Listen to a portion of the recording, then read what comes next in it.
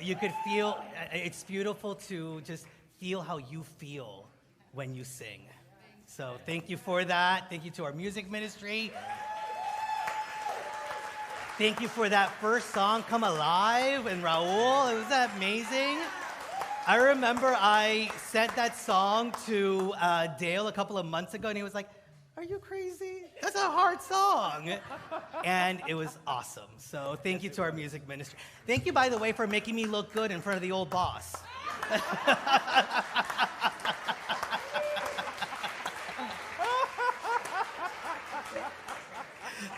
I promise I did not send them all emails before you got here, Chris. Yeah.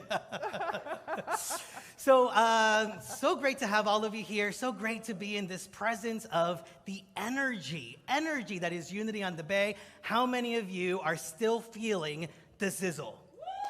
The sizzle, right? The sizzle of being alive, the sizzle of knowing that our power, our energy, our enthusiasm comes from that place within us, the place where God resides. It is really, really great. And so last week, we really went into where is it that we get that energy from? Where is the essence of enthusiasm that we can tap into as a source of our power in every activity of our lives so that we can completely come awake to the reality of life? And so this week, now that we are energized, now that we are sizzling, we look at how do we direct that energy, right? Because so many times we get into getting all excited, getting all joyous and enthusiastic about things, and then life happens.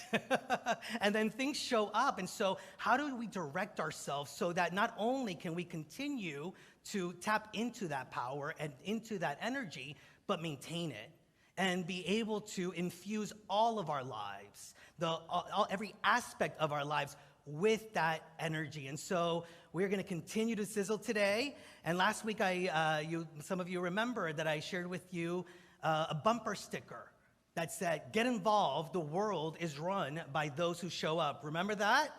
And Unity on the Bay, last week we said, all right, we're going to show up. Actually, we said, here we are showing up. Now, I'm on a little bumper sticker kick, it seems, because I want to tell you about another bumper sticker, but this one, since he's here, I'm borrowing one of his old jokes. So you may have heard this one, and it's a good one. If I do say so myself. And you probably believe it because I learned it from him. So there's this woman who's being tailgated by this gentleman, and it's that one typical Miami driver that keeps honking at her to go faster, get out of the way. And the woman gets close to the intersection and she sees that the light is turning yellow. And like every single Miami driver, of course, she starts to slow down to make sure that she doesn't run the red light, right? Right, okay, yeah. What do you think the man behind her started doing? Cursing at her, flipping her the finger, getting all upset and screaming out. And he was so enraged by what the woman had done that he didn't even notice when a cop came up to the window and, "Excuse me, sir, I'd like your registration, your license, and actually, let's just get it over with. Come out of the car." And takes him in and takes him to a cell, and the guy's all worried about it, and the cop a couple of hours later comes back and says, "Sorry, sir, we made a terrible mistake. I'm so sorry. Here you go," opens the door, "You're free to go." And the guy said, "But wait a minute, you didn't even tell me why you stopped me." And he's like, "Well, you have to look at it through my eyes. All of a sudden I see you screaming and cursing, and then I see that at the bumper sticker of the car it says, 'Peace is the way, namaste, I love God.' Of course I thought you had stolen that car."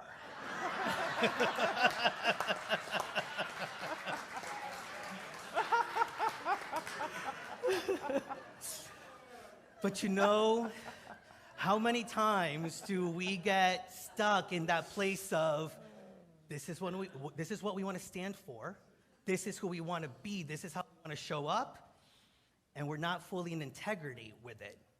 So much so that we forget the values, the bumper stickers that we've picked up along the way, and the things that we have said are important to us, and the way that we want to show up in life and for each other.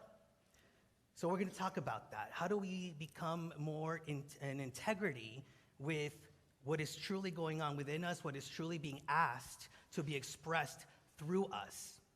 So last week we talked about, right, getting connected or aware of our connection to Source so that we can have that power of zeal in everything that we do. And we talked about the power of zeal being the power of enthusiasm, recognizing that every moment can be an opportunity and we can be enthusiastic about the ways in which we get to show up. God gets to show up through us. We talked about audacity, the energy of just being so audacious, so bold, that regardless of what is going on in our lives, we say, here I am going to show up in my Christhood, in my God self, and I am not only gonna lift myself into or up within this opportunity, but I'm gonna lift all those that are able to witness it. And then we also talked about the power of devotion. You know, when we are in zeal, to be fully devoted to a life worth living, which is a life that is centered in the awareness of God. And so when we tap into that power, we talked about how do we sort of harness it, right? And we talked about following our bliss. We talked about getting out of victim mode. And we talked about the power of really stimulating ourselves by moving into experiences that we know will allow us to birth that kind of enthusiasm so that then we can use it from that space in other areas where maybe it's not as stimulating as it could be.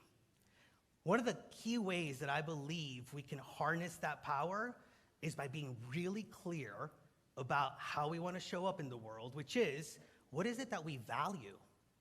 What is it that we value in ourselves? What is it that we value in life? And then move into a life of purpose. What are the ways in which we were fully created to express the glory of the divine in the world, in our lives, and in our relationships? Now, rather than it being like a bumper sticker, for me, I've always thought of our values and our purpose as sort of like that, you know those clear stickies that you put on windows, right? That you can still see through. And it's a way of people really being able to see us through the eyes of what we say we value, the eyes of what we say is our purpose. And also, the clearer we are about it, it's a way of us being able to see through them into the world. It's how we get to experience the world, because we experience it through the things that we say are important to us, and that which we are not only seeking to live into, but seeking to see and experience in the world. Hafiz, the Sufi poet, said, "We have come into this exquisite world to experience ever more deeply our divine courage, freedom, and light." I would add that we are here to experience it, and we are here to express it. How are we being courageous about sharing that power of zeal and enthusiasm and light that we are? How are we using the freedom that we get to, regardless of what is going on, seek first the kingdom, seek first the activity of God in us and through our lives? And how are we able to share that light with others? You know, I've been thinking this week, and many of you who are going through the full 3-week program with us and are doing your little worksheet, one of the questions was asking about like some of the energy zappers that we have in our lives. How many of you have some energy zappers in your life? I'm going to tell you something that I was realizing today. It's not the thing that is the energy zapper. It's the consciousness that we bring to those things. Because even the most mundane, even the most difficult and challenging experience, the moment that we recognize that it is an opportunity to live into our values, then all of a sudden it actually energizes us. And it makes us able to move through it with enthusiasm, with an understanding that on the other side of it is heaven on earth. And so it is time to come alive with our zeal. It is time to come alive with our values. It is time to come alive with our purpose. It really is time to come alive with the ways in which we were made to express God. Mark Twain says that there are 2 important days in your life: the day you were born and the day that you find out why.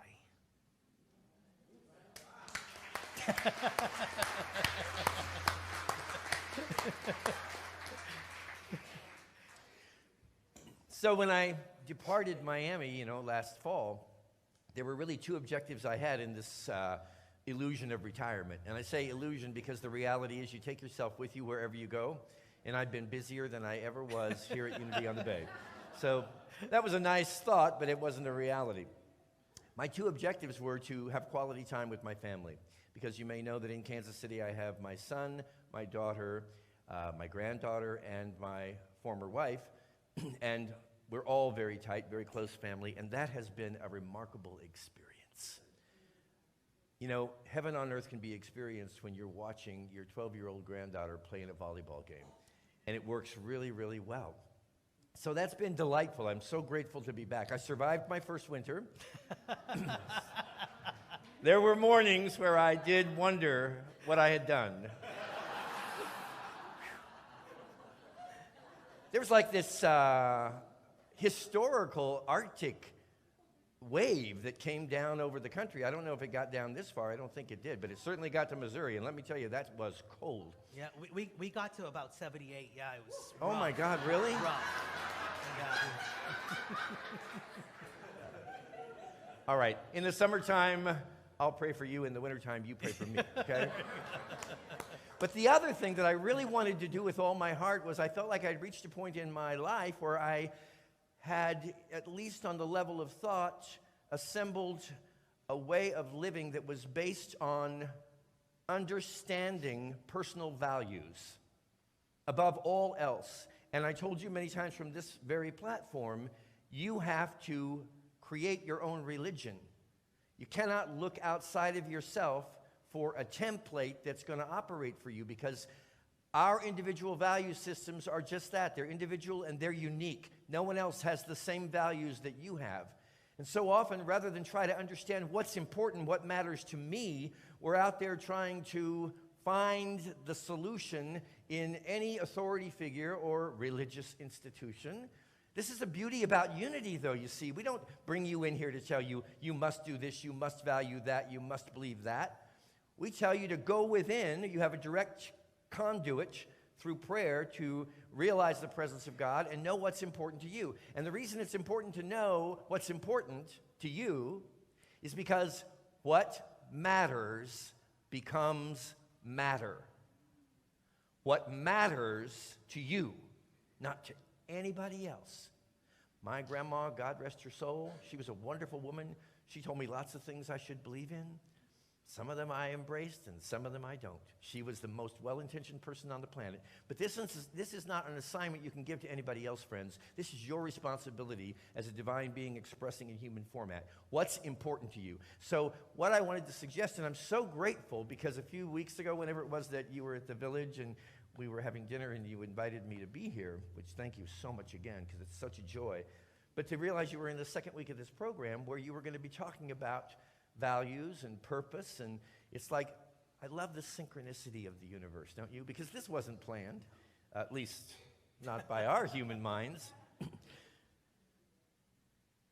I want to encourage you, if you don't walk away with anything else this morning, start becoming aware of what's important to you.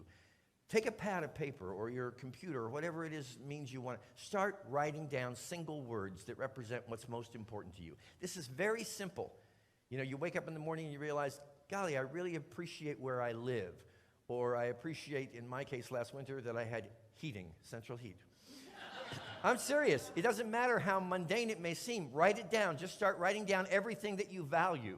And start contemplating it. And start in your times of prayer. What really matters most to me? Not to anybody else. Because I want to take what matters most to me and I want to build it into a way of life, which is the same thing as a religion, that works for me, whether it works for anybody else or not. I'm not here to conform. I am an independent spirit. I am an independent and individualized expression of the divine. And I'm not going to show up like anybody else. That's why I feel an appreciation for organized religion, but I also see the constraint of it, because no one can tell you this, my friends, except your own indwelling spirit.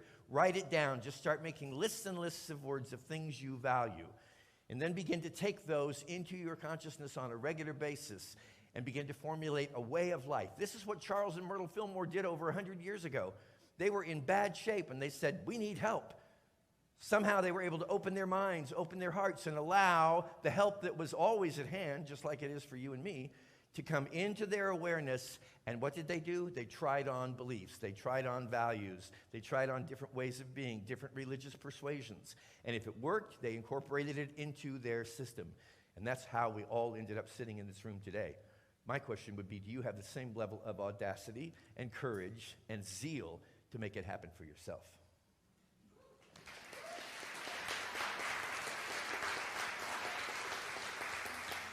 So one of the things that Chris has shared with me is that once he got back to Kansas City, he also got invited to speak at different spiritual communities.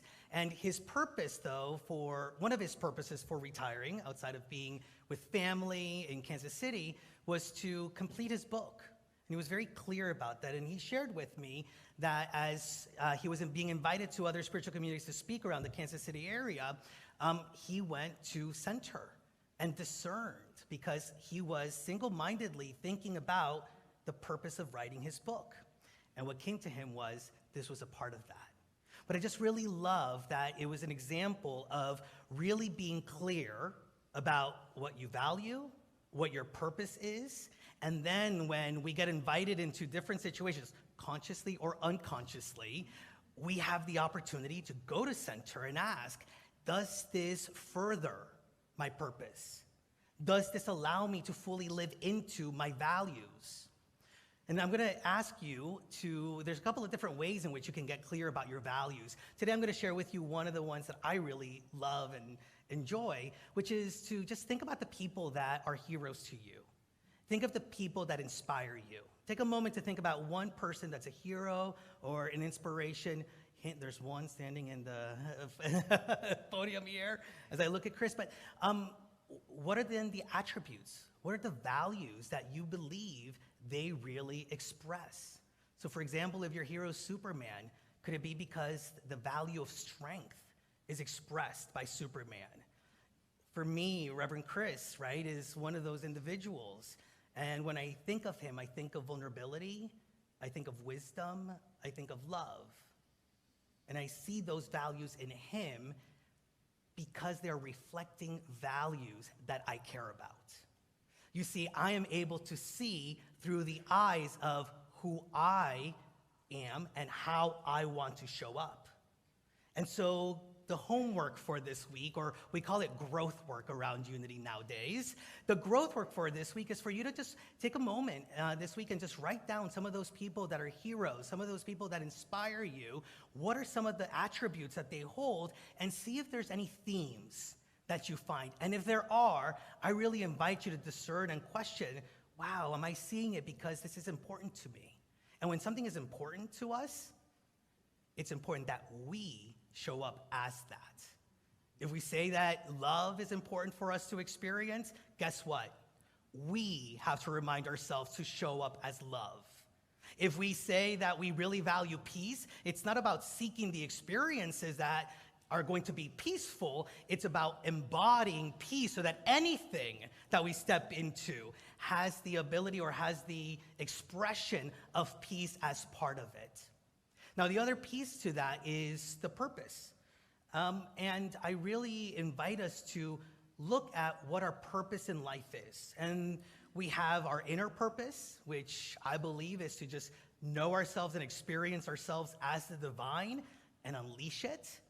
And then the outer purpose, which says, well, this is the way that I was specifically invited to share my light, to share my truth, and to live into the world. And if you don't have a written purpose statement, I really invite you to do it. Because the clearer we are about our values, the clearer we are about our purpose, the clearer we are about what it is that we decide to move into and how we decide to move into those experiences. When we talk about those energy sappers, when we talk about losing joy, when we talk about losing enthusiasm in certain things, for me, it's because I have not fully stepped into those things with that which I value, who I value myself to be.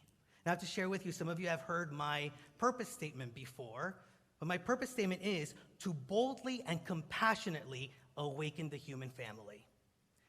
Let me tell you, there is not one time that I have not looked at my purpose statement or spoken my purpose statement that a shift hasn't taken place within me. It energizes me. It brings me to clarity about how it is that I want to show up in different experiences. It reminds me of my truth. It wakes me up. And I believe that this life is meant to be lived awakened.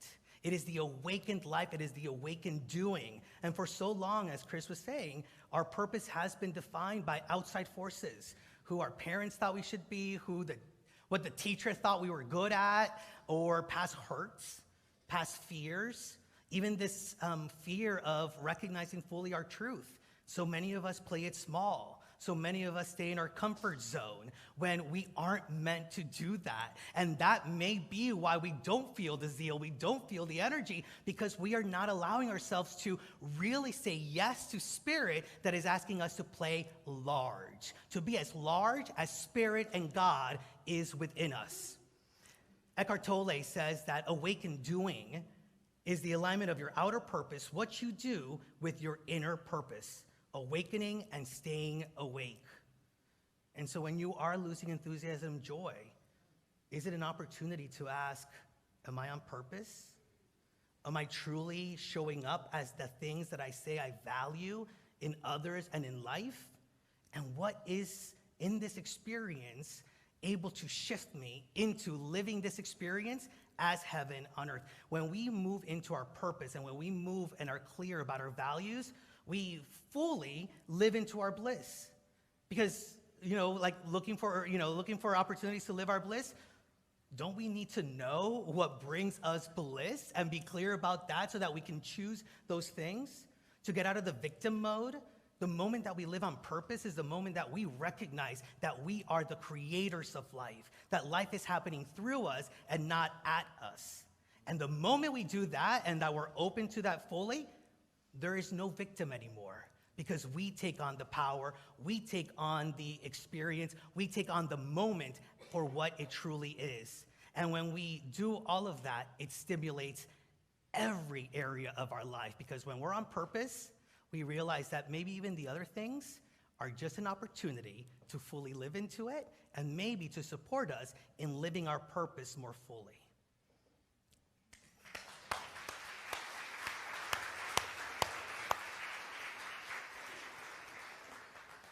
So how do you know what you value? For myself, I could say, well, I value peace and love and joy, and in fact, those are some of my core values. But the way to really know what you value, my friends, is right now in this moment, look at your life. Because whether you realize it or not, you're always living out of what's important to you. And that is sometimes a difficult pill to swallow.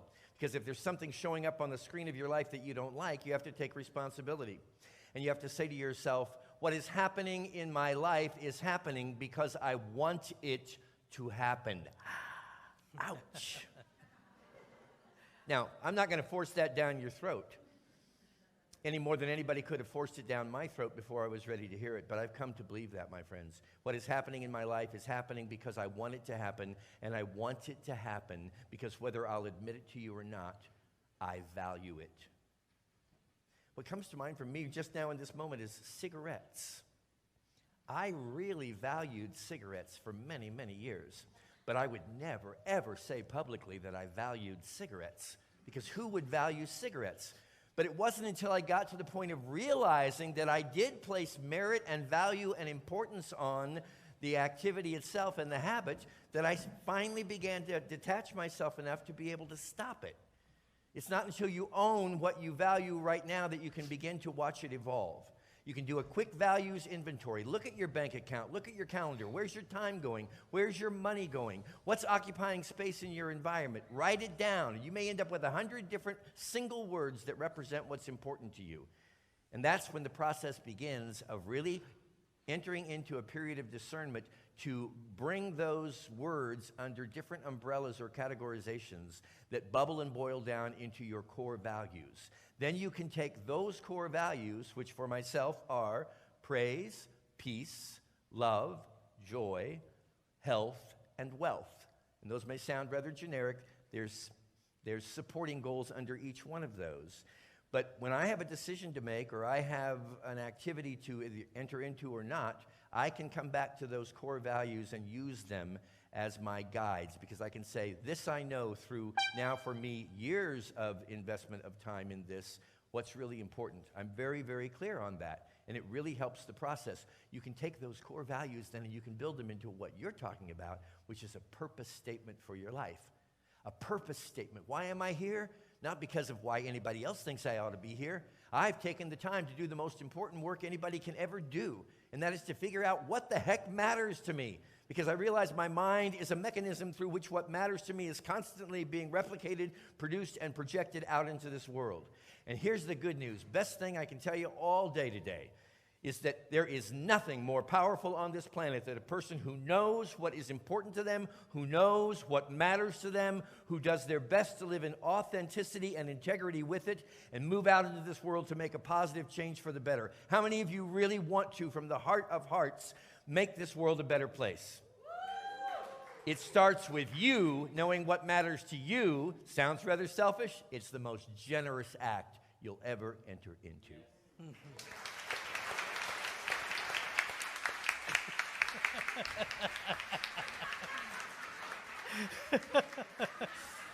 He's a little out of practice at Unity on the Bay here. I was just going to say, you know, the biggest energy zapper that I know of, the zeal zapper that I know of, is being out of integrity. Being out of integrity with our truth, being out of integrity with the Christ within, being out of integrity with our values and purpose. And we won't fully know how out of integrity we are until we are clear about who it is that we have come here to be. And so this is such an important work so that we can experience heaven on earth and that we can experience the truth that is not only setting us free, but the truth that lives through us to set humanity free. We leave you with this quote from Jack Canfield. All of us need to step up and have the courage to create the life that we envision, that in our hearts of hearts we know is possible.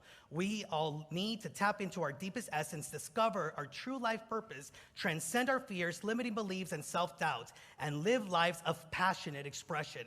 When that happens, we will truly create heaven on earth. Namaste.